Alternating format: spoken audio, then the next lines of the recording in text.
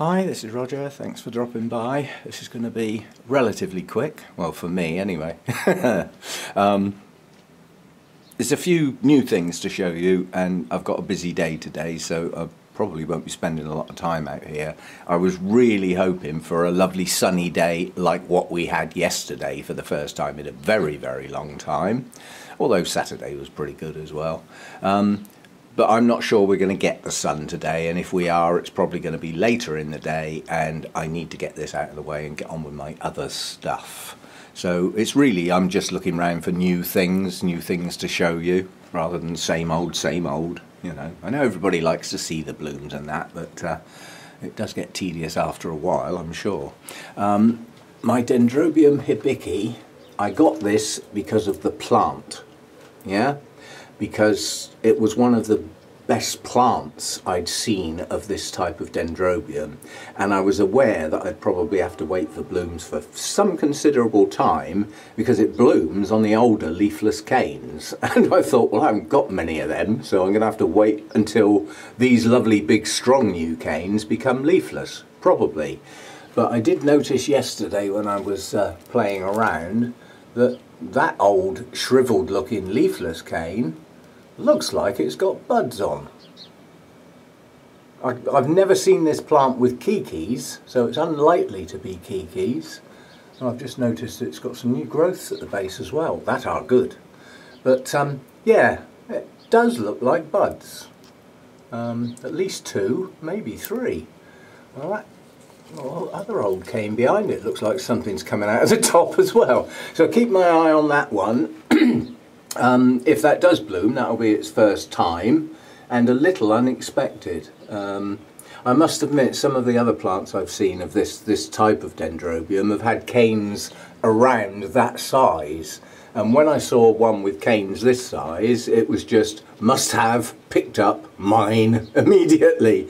But the guy who was selling them, Peter White, he had a good selection, and some were in bloom. And I avoided getting the two that he had in bloom because they weren't such good plants as this.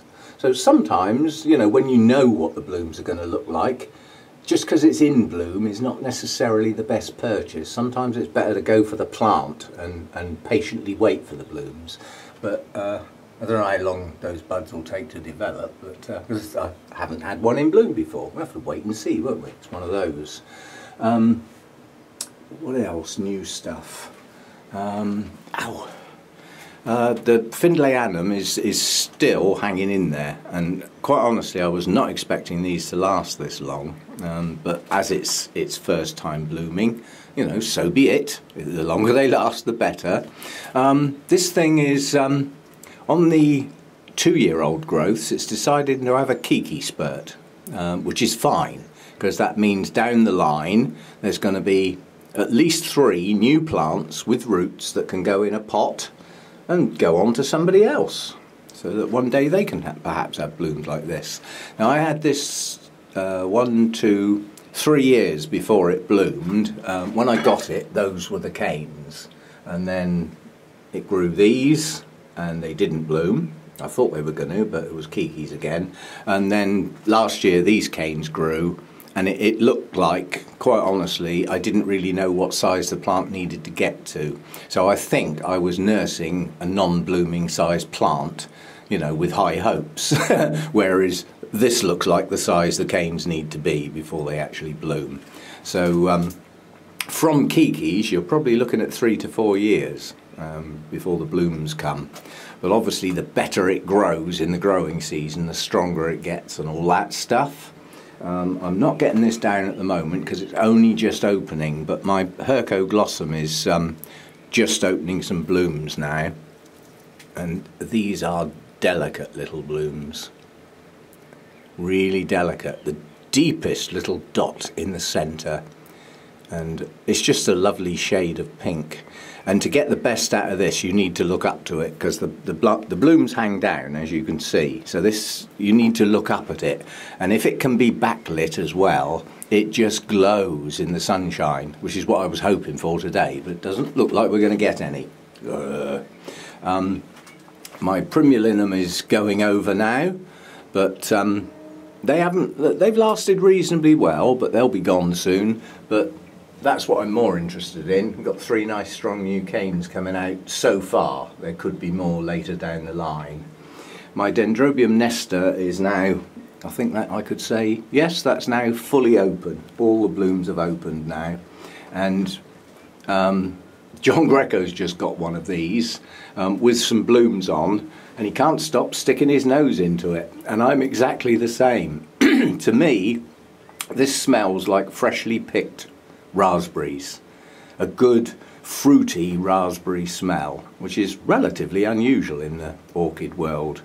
Absolutely gorgeous fragrance on that, and the colours on the blooms are stunning. I did notice he's also got a kiki of a named clone that he's hoping to grow on. And again, you know, we're looking at good new growth at the top, so coming on. But yeah, that's in full bloom now. It's Dendrobium City in here at the moment, it really is. But it's that time of year. A lot of the Dendrobiums are late winter, early spring bloomers. That's how they are. What else? The anosmum, looking at the colour of those buds, I think I'm going to get a pale coloured one. Because the colours on anosmum, the species in the wild and people who keep them, the colours are quite variable from almost pure white with some purple in the centre to quite deep pinks. So it looks like mine might be a paler version. If it's a mid-colour version, you know, a nice pink with a deep centre, I'll be over the moon. Because if it's one of the dark coloured ones, it's going to look incredibly similar to that. I mean, Dendrobium Nestor is an anosmum cross, so it's got a lot of anosmum in it, mainly. So we'll have to wait and see what that one's actually going to look like, because again, that'll be its first blooms. What else? Oh yeah, how can you forget that? My Ivanagara apple blossom has opened. It's opened 3 of the blooms, but the bud I thought was going to blast is going to open. Too soon to get the fragrance on this, but you can see the colours. And quite honestly, that should give you a clue why a lot of people want this. It's not a shouting loud Cattleya. It's delicate and subtle. Patterning, delicate shades of almost yellow, slightly peachy, into the pink, with veining, and that lovely deep yellow in the lip. I saw this on Danny's channel many years ago, and it was one of those must have, and I managed to get one a while back, and yeah, it's bloomed a couple of times for me. But if you want to see a stunner of Ivanagara apple blossom, have a look at Anna Maria's channel. I don't know whether it's open yet, but she's got one with 5 or 6 spikes on it. It's going to be an absolute stunner when that opens up. But my single spike is looking good. Oh, and there was something else as well. Oh yes, that big coleogeny down there. I need to get that out now because I can't really see it properly down there. I'm not sure the blooms are fully open, but let me put the camera down and I'll dig it out. Oh, and I've just, out of the corner of my eye, as I often do, right down in there by the glass, my Dendrobium Stardust Firebird has got 1 or 2 blooms open, so I'll dig that out next time I'm rooting around in that shelf. I'm not getting all those plants out of the way just to get that one out. Quite honestly, it's going to look incredibly similar to this one. So I mean, it's a very similar bloom to this. And I would suggest that whatever's in the makeup of Stardust Firebird, there's a fair bit of it in this one as well, even though I've got no name for this. Many have suggested, but when you get an OID, you know, and it's a complex hybrid like what this is, it's difficult to get a positive ID. So quite honestly, unless it's blatantly obvious, I don't even bother trying anymore. You know, I just put up with, you know, it's Dendrobium hybrid. It's said to be a nobly type, but quite honestly, in my book, that's a bit cobblers, quite honestly, because the background has just got so little nobly in it. It's difficult to say it's a nobly type, because I've tried to look this one up and I've got close on several occasions, and there's like 10–15% nobly in these types of hybrids, so it's not really a nobly type. My This, however, is a nobly type, Dendrobium wedding bells, and the spikes are starting to... Sorry about the fog. I hope my lens doesn't get wet. But the spikes are starting to push out nicely on some of these canes now. So, and this is a late bloomer. This, you know, this is like an early summer bloomer, which again is unusual for a nobly type. But that is a nobly type. No mucking about with that one. Right, let me put the camera down and I'll dig that big coleogyny out and see if we can have a closer look at that. Take up half the shelf, why don't you? This is a big plant. These blooms are not fully open yet, but we can get an impression of what to expect. Obviously these are large coleogyny blooms. That colour in the lip is just gorgeous. It's bordering on orange with gold, and there's some lovely patterning at the top and frilly bits too. But again, it's only, the blooms have just literally started to open today. They weren't like that yesterday, so I'll give that a few days. We've got 2, 4, 5, 6 buds on that one, and the other 2 growths pushing up behind. I mean, this one's got a spike, and it's highly likely this one will have as well. And quite honestly, now that I've got the thing out, what I need to do is make sure that those 2 new growths, because their spikes haven't formed yet, are facing the light round that side of the plant. Because as you can see, because of the way this plant was placed, I was trying to protect those new growths from the brightest possible light. So they were always round the back of the plant, so that the rest of the plant sort of shielded it from the, you know, I mean, what was bare glass in the winter basically. So I didn't want the tender new growths getting burnt. But as a consequence, this spike has pushed out towards this side of the plant, which is the back of the plant. So I want to try and get the next 2 spikes to arch over the other way, and then they'll be free of the leaves, because this one's a bit tangled up. But it's done now. I mean, once the aspect of the blooms have formed, there's no point in trying to change them. And at least it has an upright spike, because an awful lot of coleogynes arch with the sheer weight of the blooms, especially these larger ones, so they hang down. Well, at least this has got nice upright spikes. So first time bloomer, not fully open, but it'll be there in a couple of days, so we'll obviously film that again when it's fully open. But yeah, I don't know whether the camera can pick up how hairy the inside of that lip is. You may be able to just catch that. Low light level in here, so it might not even be in focus, but yeah, they look good. I'm not sure whether it's going to be fragrant or not. It would be too soon to tell. Oh, just looking up, as I do sometimes. I tend to look down. I tend to look where I'm going, if you know what I mean. So looking up's not the best of ideas in here. You trip over things and knock things over. But this Tolumnia is just opening. And this is the Jarrett Flyer Black Magic. And the first thing I've noticed is the first bloom that's open's distorted. It's got bits missing. But at least we get to see the sort... Oh, that's going to be far too close in this light. At least we get to see the sort of colours it's going to be. And looking at the next bloom that's going to be open, that one looks like it's properly formed.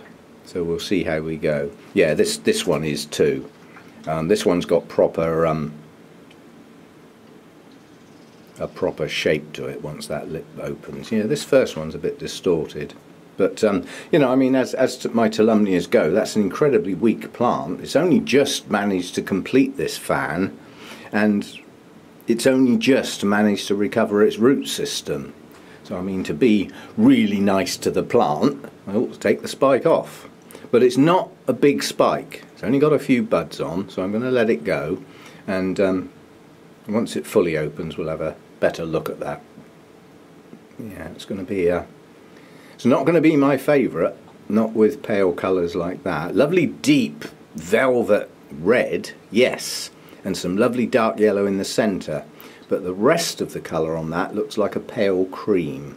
Now if that fades to yellow, that'll be stunning, because Tolumnias do tend to change their colours. But again, we'll have to wait and see.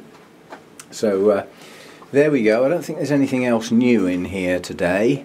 Several plants got moved. My Sedera japonica has been moved out of my line of fire with my nose. And thank you, John. I've been trying to describe the smell of this, and I've said it's like an artificially lemony sort of soap.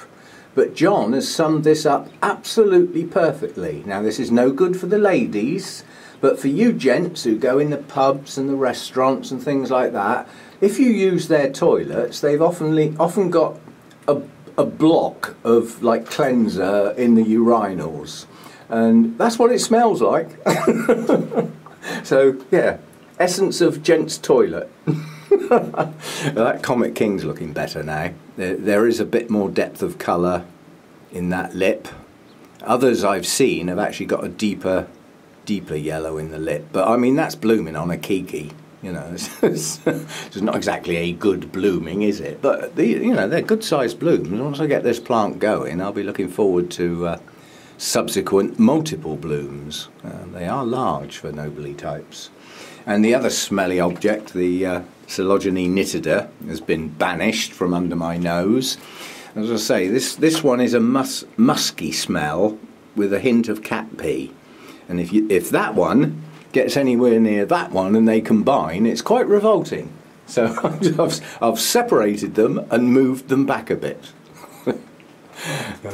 That one's not going to be long for the world. They really don't last long. That's the Farmeri Griffithianum cross. Oh, and I've just noticed, I'm not going to get the plant out because it means moving too much, but if you look, I'll see if I can get it, dead centre shot now is a tiny little splash of red. That's my Maxillaria sophronitis, and basically that's an on and off bloomer. I've never managed to get a mass blooming on that. I think the most I've ever had is 6 at once, but it's chucking out new growths like they're going out of fashion. So hopefully later down the line we'll get a better blooming on that, but at least it's tried and put one up. As I say, I'm not getting the plant out, but they are tiny, but a lovely red with a delicate tiny little bit of yellow in the centre. And predominantly the shape of the bloom is unusual, because if you look at it from a distance, it just looks like it's got 3 petals, and that's all you see. You know, whereas most other orchids you can distinctly see 5 and a lip. Well, that one looks odd, but lovely red anyway. So I'll leave it at that for today, and as I say, I've got stuff to do today. I've still got some watering to do. The mounts need doing, and I may pull in the holy clay pots today because I won't be able to do them tomorrow. So although that's a day earlier than I would have done, we had a very warm day in here yesterday. I suppose we could actually have a look and see how warm it got, because this should tell me. Don't you fall off. Ugh. It's early in the day, not enough coffee. I spec'd this one up to about 28 yesterday. Nearly. So nearly 28. These things, although they're great, they are misleading, because when you look at the max temperature, you also get the max humidity. Well, that wouldn't have been at the same time. The max temp would have been when the sun was out, you know, like after lunch, early afternoon, but the max humidity would have been in the middle of the night, and the temperature drops down. And then if you have a look at the minimum, again, you've got the minimum temperature would have been at night, 15.5, and the minimum humidity would have been when all the fans were going and the extractor fan was on, sucking my humidity out, which would have been early afternoon, the middle of the day. So although they give you the readings, you have to bear in mind what you're looking at. And the max temp and the max humidity don't go together. They're on opposite screens. So yeah, we did get down to 51% at one point yesterday. Too low, too low. But it would have been for a very short time. Literally what happens is that extractor fan kicks in and sucks out the hot air and replaces it down there with the inlet fan, which sucks in air from outside at a much lower temperature. But obviously as it changes the air in here, the humidity drops. You know, the air that's coming in, that's the humidity level that's getting, you know, that's in the air that's being replaced. But literally, as that happens, both foggers kick on and stay on, so that it doesn't stay down that low for long. It really doesn't, you know, literally a matter of 5 or 10 minutes and the foggers kick it back up again. And the extractor and the inlet fan don't stay on for huge lengths of time, not this time of year, because the outside temperature is quite low. So it's sucking in quite cool air, which is why I have to be careful which plants are placed down there where that cold draft comes in. So only my really cool growers go down there. Otherwise I get blasted with cold air. So yeah, I'll leave it at that and see you next time. The last look at this. Wish I could get this in some sunshine and light it up. But lit up or not, one of my favourite dendrobiums, not long lasting, but with the fragrance on this, a well worthwhile plant. Even though it needs the rest and all that stuff, and you know, to get them canes from there to that size, they need pushing quite hard. You know, they need regular waterings with plenty of feed. And I don't mean high levels of feed, I mean frequent levels of feed. It's much better to put lower levels of feed into these types of things often than it is to just give them plain water followed by one big heavy dose. They don't grow like that. You know, they get a little and often, and it seems to work well. Push the canes on, get them as big as you can in the growing season, which in the UK is quite short. So you've got to do a bit of work to get those canes to grow on as big as they can. The bigger they are, the more nodes they've got. The more nodes they've got, the more blooms you get. So it's worth the effort. See you next time. Thanks for dropping by. And as you know, it's now traditional for me to forget something. I've had several people ask how the hairy one is doing. So let's get that down and have a quick look. Ooh. The hairy one. This is Dendrobium senile. And quite honestly, the buds are pushing on quite nicely on this. They're probably only going to be a single bloom on each one of those buds. There's 3 buds on that cane. There's another one somewhere as well. Yeah, there's another one starting there as well. I certainly wasn't expecting that to bloom, so I'll take anything I get. Totally out of season, this plant. Doesn't know which way to turn next. Well, I know which way I want it to turn next, and that's get on and push some more new growths out. Get some more nice big strong canes. Most of these canes that have got leaves on now, by the end of the year, as we go into winter, they will not have any leaves left if I can get it back into season. And they will all look like that, just tarantula legs. And there'll be quite a few of them by the end of this year into the winter, I suspect, but hopefully replaced by multitudes of new growths ready for the following year. As in theory, the canes we've got here, even though a couple of them have decided to bloom, they should be blooming on bare canes really. So, as I say, it's a bit out of season, but most of the canes that have got leaves on now should be the ones that will bloom next year. So maybe we'll get a few more next year. We'll see how we go, but that's its normal cycle. Strong new growth through the growing season, and then as you go into winter the leaves drop, and then later in the winter the buds start to form, and then in early spring, mid-spring, the new growths start and they push on. So yeah, we'll see how we can do with that one. I can see one new growth at the moment, right at the bottom of that top cane there, with associated new roots. Whoopee! So it's starting back into growth. Yeah, some new roots under that cane as well. Good. So the plant itself is coming on nicely. It will bloom. There won't be many, but at least we get to see them. So yeah, coming on. Looks a bit tatty at the moment where the leaves are yellowing, but it should have done that at the beginning of winter, not beginning of the growing season. So as I say, it needs to get itself back into its proper seasons and get itself sorted out. But I was pleased that it grew quite well last year. I wasn't so pleased when I got it home from Malvern, because I thought I had one big plant, and then when I decided to mount it, I found out I had quite a few smaller plants.